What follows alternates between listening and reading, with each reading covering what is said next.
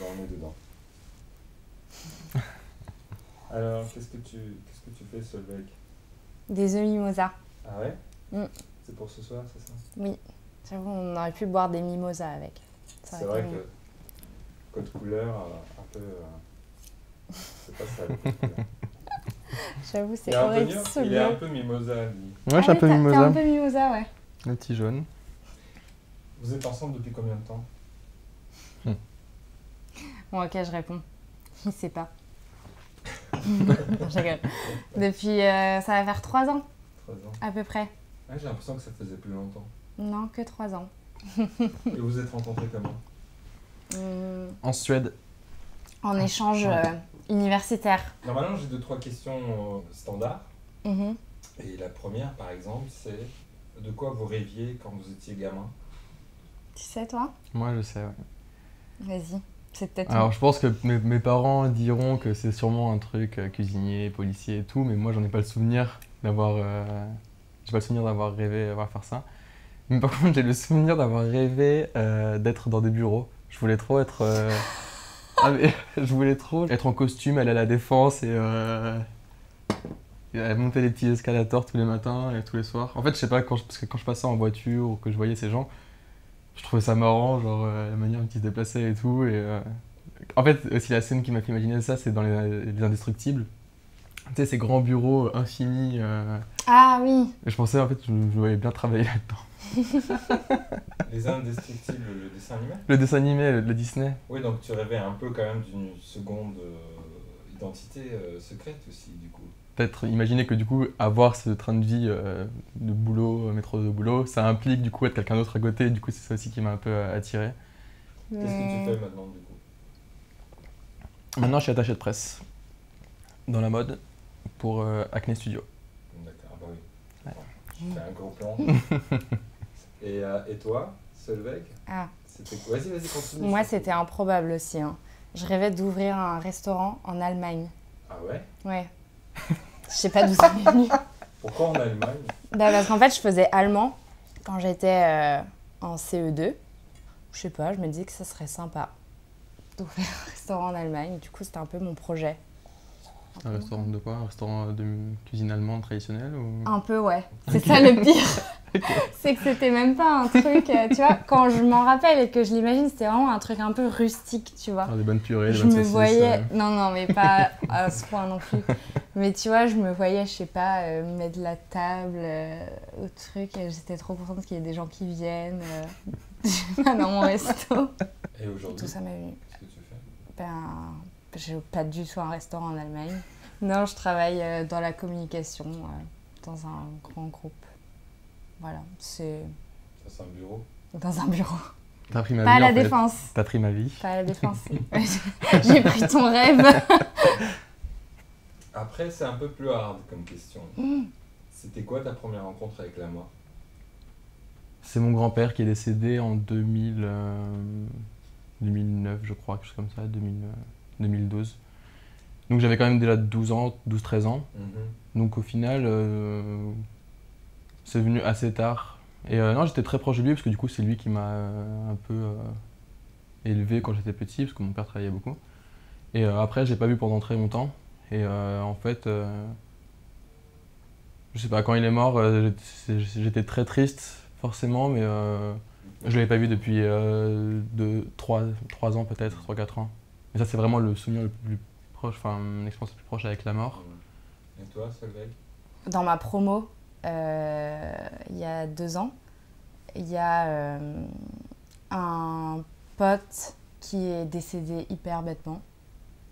Parce qu'en fait, il s'est accroché à un tram, enfin un truc ridicule.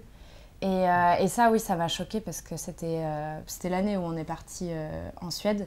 Et d'ailleurs, on l'avait revu, ce mec, sur une soirée sur un bateau. Ça avait trop énervé Antonio que je passe du temps avec lui. On s'entendait hyper bien, on rigolait beaucoup ensemble et ça faisait hyper longtemps que je l'avais pas vu. Ça me faisait plaisir de le revoir. On avait discuté et tout ça. Et Antonio, il nous attendait dehors sous la pluie et tout. Et moi, je restais discuter avec lui, donc il l'a trop mal pris. Et parce que t'avais un crush sur lui Non. aussi.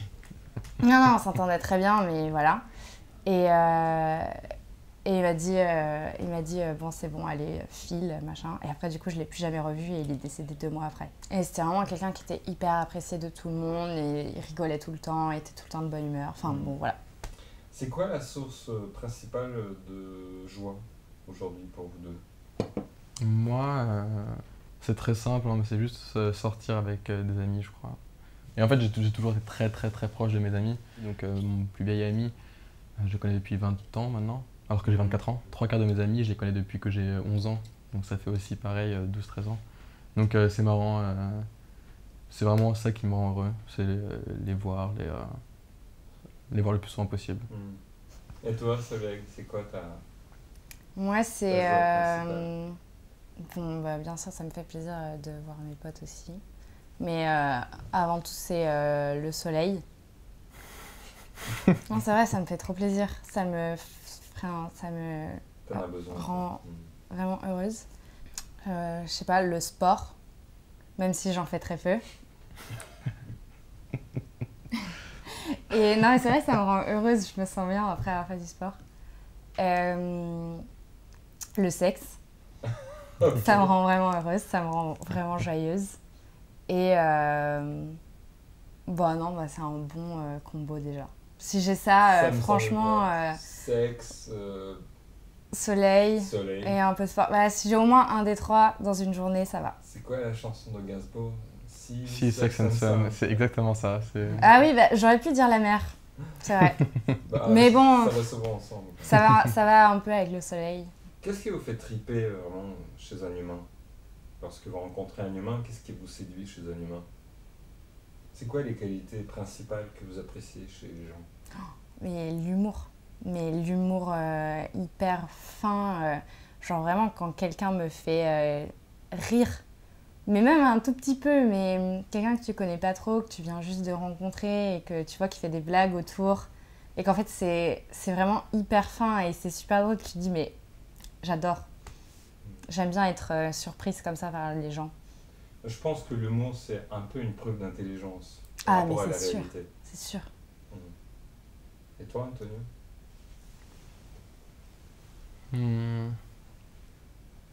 Moi, j'aime bien quand je rencontre une personne nouvelle, par exemple, ou on me présente quelqu'un dans un groupe d'amis que je n'avais jamais vu avant.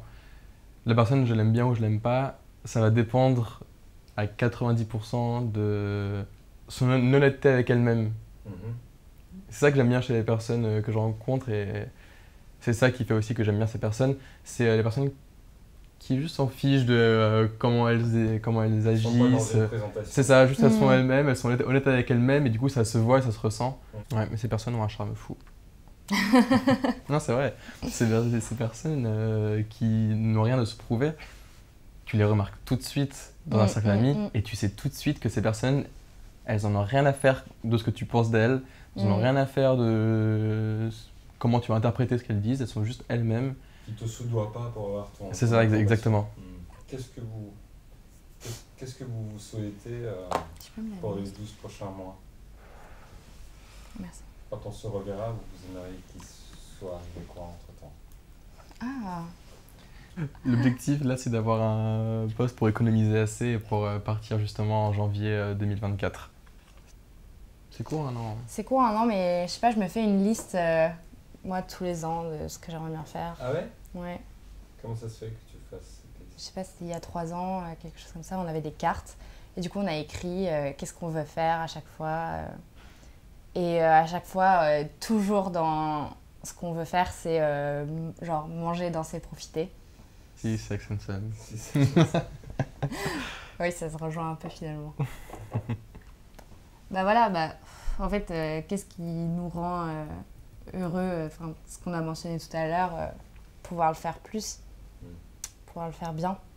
Je trouve qu'on se débrouille bien quand même. On a des métiers aussi qui font que on n'est pas derrière un bureau cloisonné avec 10 000 personnes au final. À la défense. Un peu, hein. À la défense. Un peu, mais en fait, moi je suis assez détachée de ça. Je me dis, en fait, j'arrive à me détacher des problèmes et du stress. Genre, je me dis, de toute façon, c'est pas parce que je continue à faire ça jusqu'à 23h que ça va changer la face du monde, quoi. Genre, vraiment. Après, on a la chance aussi de faire... Enfin, la chance ou pas, je sais pas, peut-être qu'il y a des gens qui pourraient pas faire ça. Mais on fait des trucs qui sont absolument inutiles. Ça, Non, c'est mais c'est fou, vrai, c'est fou. il faut le dire. On ne sauve personne. On Heureusement. ne sert... Comment bon, ça, heureusement? Parce que c'est Bah, d'être en stress permanent.